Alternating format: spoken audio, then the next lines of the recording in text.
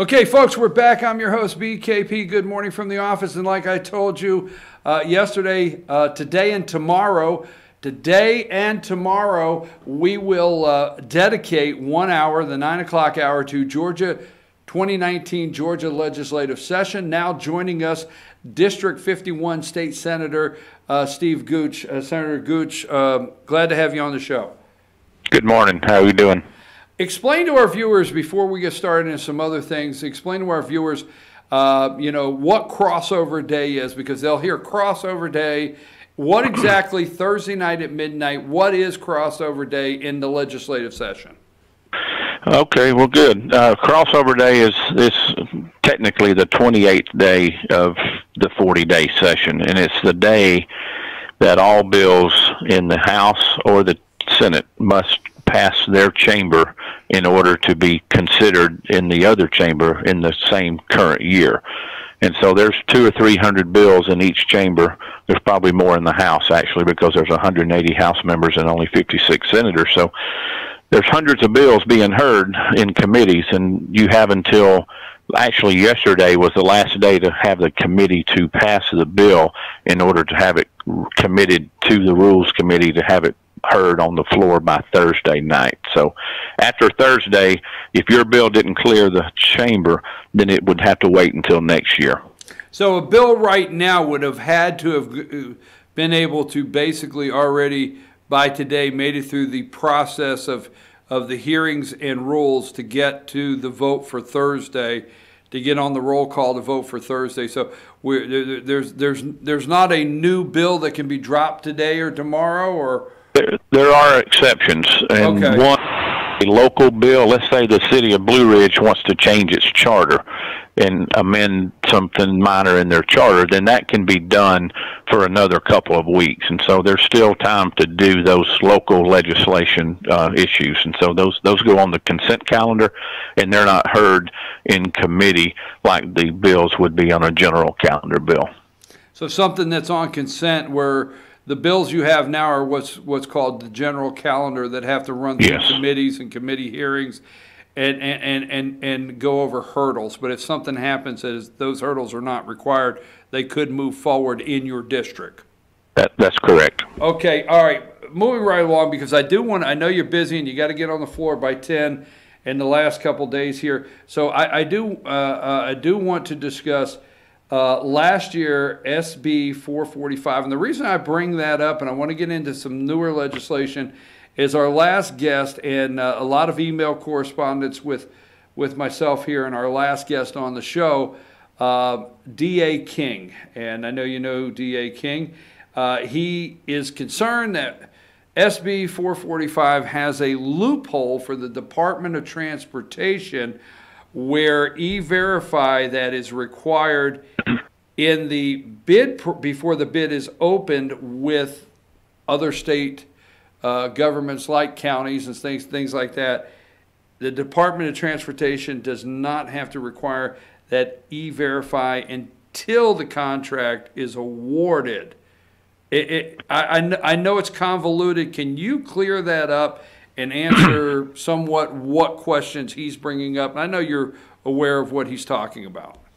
Yeah, and DA and I have talked in the past. In fact, we've talked briefly this year about it, and he sent emails, and he's been very active down here for years in passing anti-immigration legislation, and I've co-sponsored and voted for all of those over the years and worked with Josh McCoon and others, and I don't think you'll ever see my voting record tarnish in that regard. I've always been very strong on immigration issues here in Georgia, and so every year we have what's called a housekeeping bill. Every state agency, or typically most state agencies, have housekeeping bills yearly, and they clean up language in their code section. And so the DOT has similar language every year, almost every year, and I'm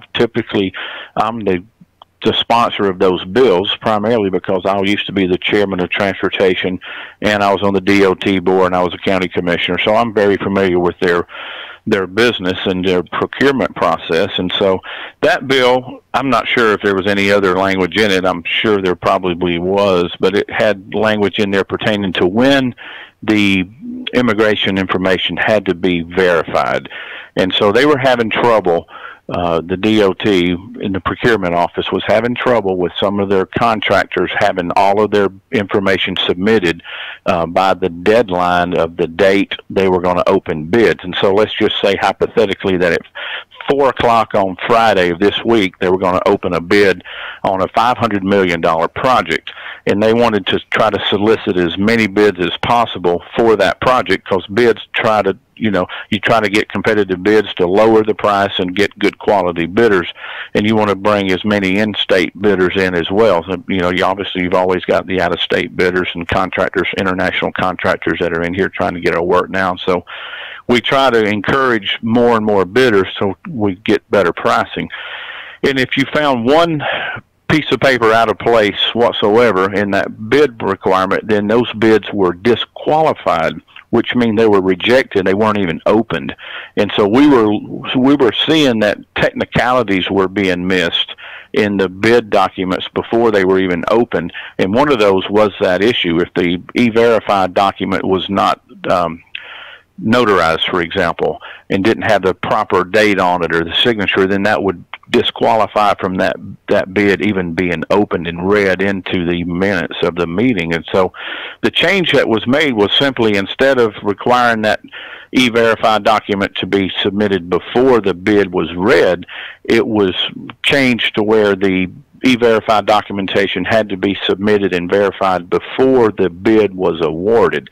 And there's a big difference between awarded and the contract being signed. So once the bids are opened, they read all the bids. Let's say there's 15 bidders that bid on this project, and 15 bids were read. All 15 numbers were written down.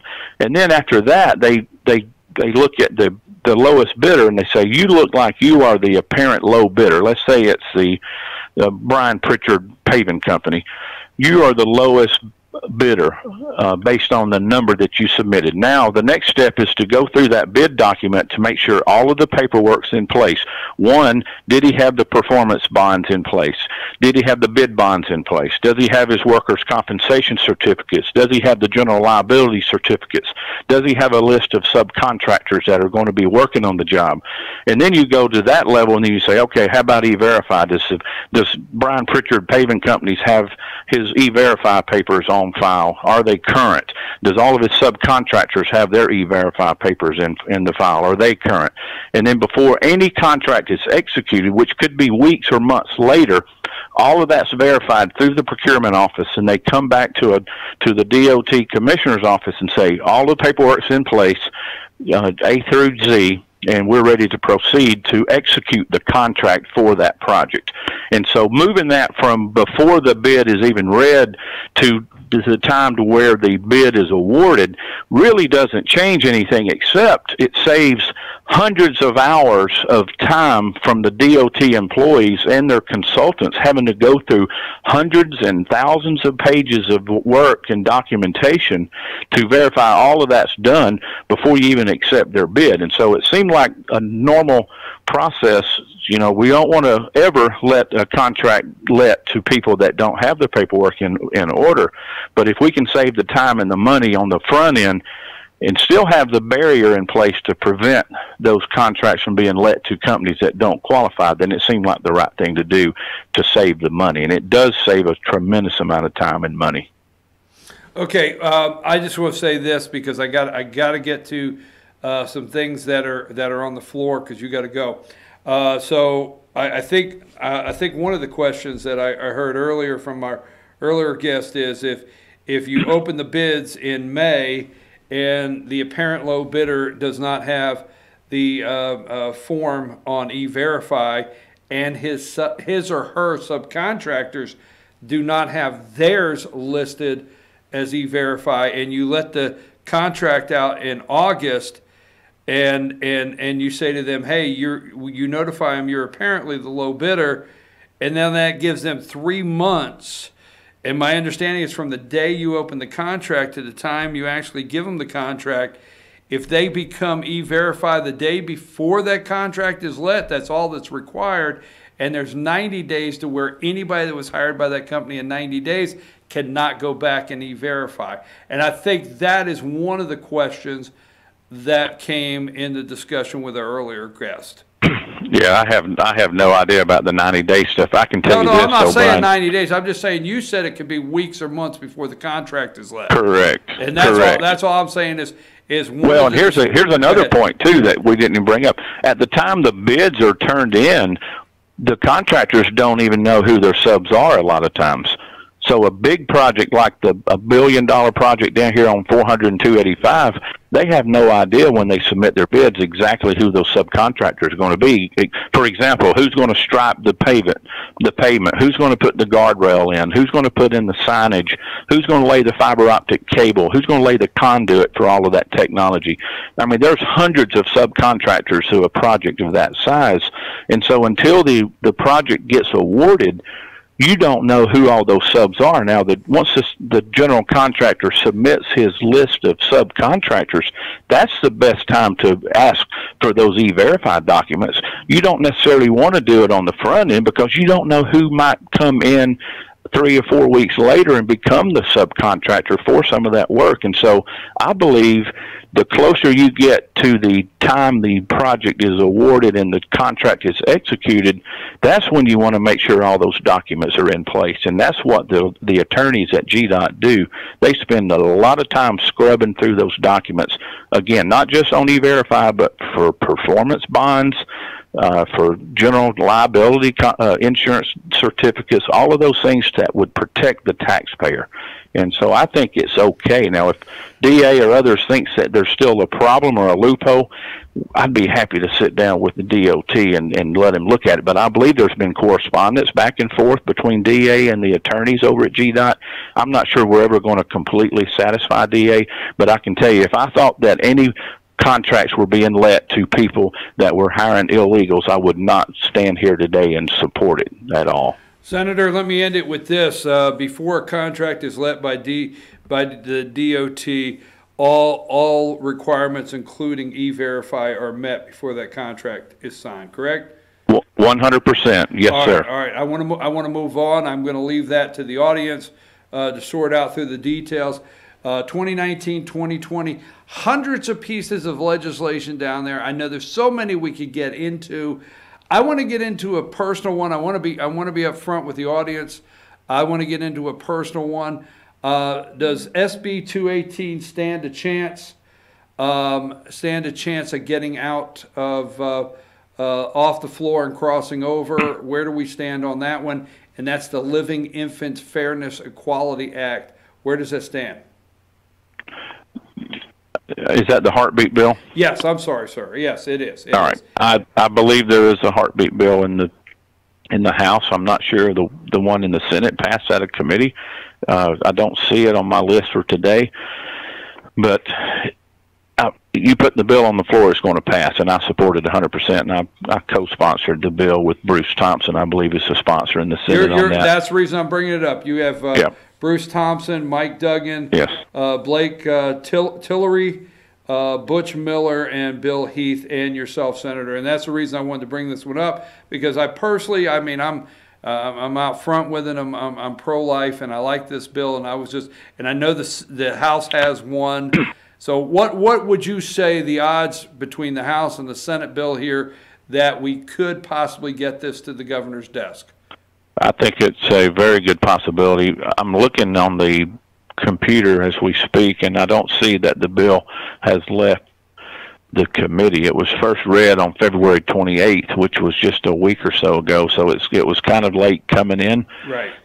But I do believe the House has a bill that's moving faster than this one has, but I can assure you I would do everything in my power to get it to the floor for a vote, and I believe it would pass down a party line vote. So it would be 35 Republicans obviously voting for it, and the Dems would vote against it at this point. I don't know of any support that the Dems have offered for that bill. So there is some possibility that the House or Senate bill or whatever merges together gets to the governor's desk. That is still out there possible. Yes, sir. Absolutely. All right. What bills pertaining to North Georgia? Let me give you a minute here. You are the senator in North Georgia, especially our district. What bills are important on the Senate side that you're trying to work through, finalize to get to the governor's desk that benefit or support North Georgia in any way? Well, there's hundreds of bills down here. You could talk about just about any topic, whether it's transportation or health care or what have you. The CON bill has been very controversial and highly fought certificate of need by both sides. That's right. That's right. CON. We use abbreviations a lot down here, but the certificate of need discussion has been very lively. They have been fought in the committees since probably the second week of session, and I believe before the session's over there will be some CON reform, and that would open up these smaller hospitals to get expansion capabilities quicker. There's been a permitting requirement down here for years and for decades that has taken forever for a hospital to get permission to expand if they want to build a bigger ER or add more rooms to their hospitals. It's been complicated. The bureaucracy has stood in the way. A lot of barriers have been put in place over the years, and I think some of those barriers are going to be torn down and make it more efficient for these hospitals to be able to do that. At the same time, you want to protect your rural hospitals. As you know, LJ, the hospital there closed down 2 years ago, and now you've got the ER open back up with limited bed space. We want to try to protect our small rural hospitals because that's where you have to go in the case of an emergency. Some of the surgical centers that are trying to be put into areas like around Atlanta and other metropolitan areas could threaten some of those smaller hospitals if they were able to put imaging centers or surgical centers next door to a small rural hospital in a small community. So you got to be careful how you allow that to happen as well. It's not necessarily a pure capitalist market when you're dealing with an ER versus a private for-profit surgical center. And so that's been a very delicate discussion, and I think the House bill is the only one that's still alive. The Senate could not come to an agreement in committee on that, and so now it's up to the House to try to pass something, and we'll see what they send to us after Thursday. Okay, I was down last week. Give us a little bit of brief insight. The Senate passed what the governor was requesting, Medicaid waivers. What is Medicaid waivers? We hear tell us the difference in expansion and the waivers, and what you guys passed that's over in the House now, and what we may be seeing here in Georgia. The bill that the Senate passed, Brian, would basically authorize the governor to apply for a waiver to the federal government on Medicaid, and there's two waivers, and it's similar to what Vice President Pence did in Indiana. It's a very conservative approach. It doesn't expand Medicaid like the more liberal states have done, to where it allows everybody under the sun just to apply for Medicaid regardless of whether they work or not. And so the details of that application have not been worked out. In fact, the bill simply gives the authority to our Governor Kemp, and it has a time trigger on it that he has to do it quickly. And so over the next 18 months, he will apply for this waiver to the federal government under the Trump administration, and then he would come back and take that information and try to get that waiver approved to where we could offer other options for working class people to get private insurance on the private market and lower health care costs for all of Georgians. And that's the intent. It is a very conservative approach. It's similar to the models that you've heard of in other conservative states, but the one you hear the most about is Vice President Pence when he was the governor of Indiana. Okay, two quick things, and I promise, between the Senate and the House, will we see something go to the governor's desk that allows, is it EMCs, to get into the internet business? Will we see that? I believe you will. That's a bill that I've worked on for 2 years now. Last year we had a similar bill. It died on sine die because the cable companies of Georgia fought really hard to try to keep out any competition. This year it's SB2. Senate Bill 2 is on the floor on Thursday. We have to pick it on the rules calendar later today, but I anticipate having that on the floor sometime Thursday afternoon, and that would authorize the 41 EMCs who represent 4 million rural Georgians to be able to deploy broadband if they choose to. It's not a mandate. It doesn't require the EMCs to do it.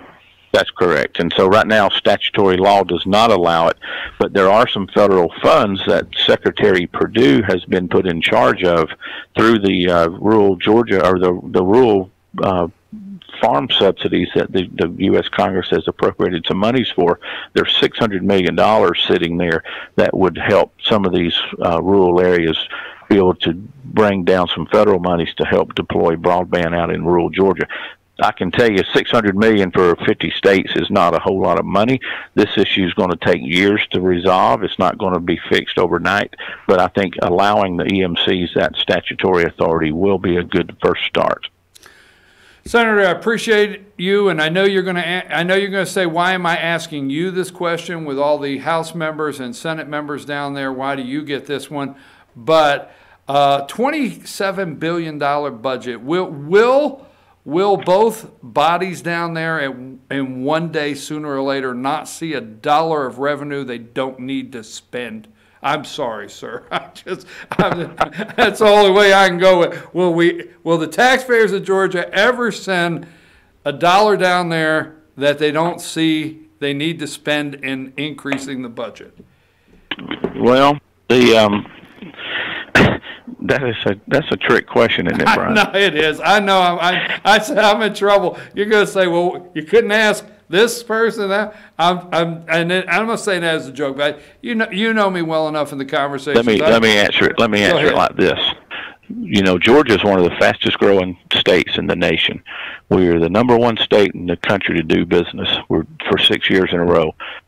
I believe our budget is growing faster than it should. I think we should continue to roll back the income tax like we did last year.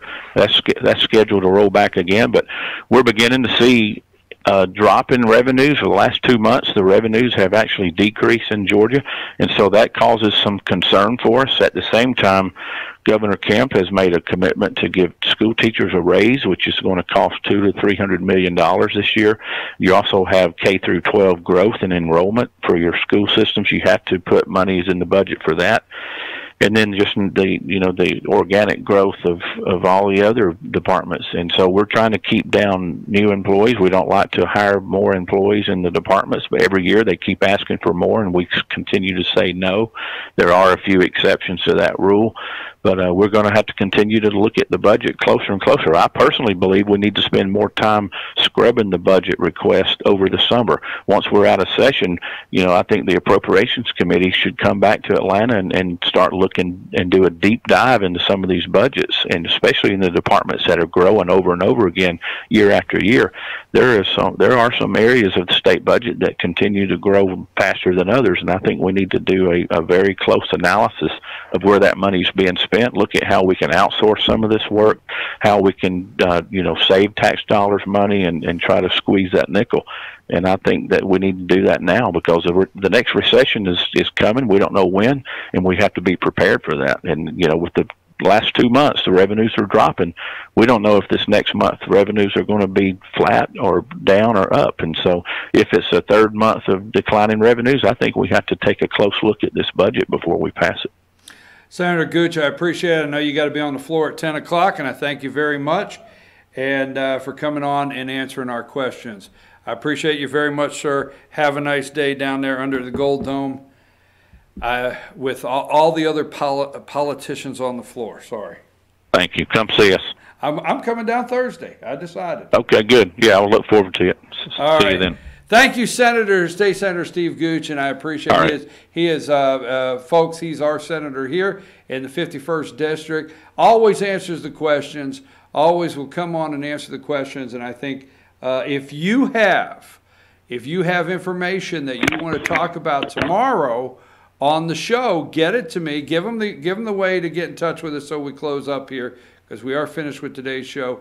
Now tomorrow we're going to dedicate again 9 to 10 o'clock. Okay, We're going to dedicate 9 or 10 o'clock to state issues, 706-889-9700, chief@fetyournews.com, and all the social media ways to follow us. 9 to 10 o'clock, Georgia State issues tomorrow. Anything you want to discuss and put out there, let us know, because you actually have till Thursday at midnight to finalize what you want to say about this legislative session. I'm your host, BKP. If you like the segments today, they will be on FYNTV Fetch Your News YouTube channel. As soon as we close up shop today, we'll get them up there and you can share them with your friends. I'm your host.